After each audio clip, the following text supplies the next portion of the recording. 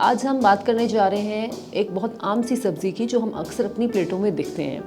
जी हाँ, स्पिनच यानी पालक। हमने नोटिस किया है कि 92% अवाम जो ये वीडियोस देखती है वो नॉन सब्सक्राइब है हमारे चैनल को। तो आपसे एक हम्बल रिक्वेस्ट ये है कि इस चैनल को प्लीज़ सब्सक्राइब करें ताकि आपके लिए हम बेहतर से बेहतर कंटेंट बनाएं और बड़े से बड़े डॉक्टर्स को अपने प्लेटफॉर्म पे ला सकें।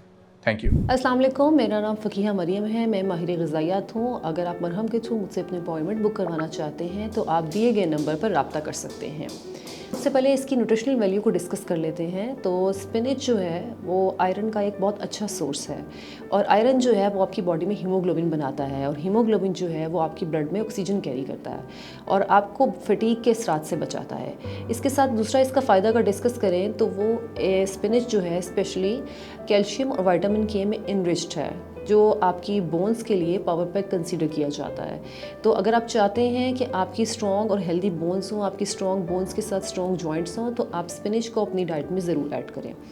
उसके साथ अगर हम बात करें तो इसमें विटामिन सी का और एंटीऑक्सीडेंट का बड़ा अच्छा एक कंटेंट है और आपकी बॉडी में जो है वो इन्फेक्शंस के असरात को कम करता है और आपको इम्यूनिटी भी प्रोवाइड करता है। अब सवाल ये पैदा होता है कि स्पिनच को हम किस फॉर्म में अपनी डाइट में ऐड कर सकते हैं। आप इसको सैलड्स वगैरह की फॉर्म में भी ऐड कर सकते हैं। आप इसको थोड़ा सा ब्लांच करके मीट वगैरह के साथ सालन की फॉर्म में भी इस्तेमाल कर सकते हैं। इसके अलावा आप इसको स्टीम करके भी सैलड्स में और स्मूदीज़ में ऐड कर सकते हैं। तो उम्मीद है कि आपको आज इस बहुत आम सी सब्ज़ी के हैरानकुन फ़वाइद से इस्तिफ़ादा हासिल हो गया होगा। शुक्रिया।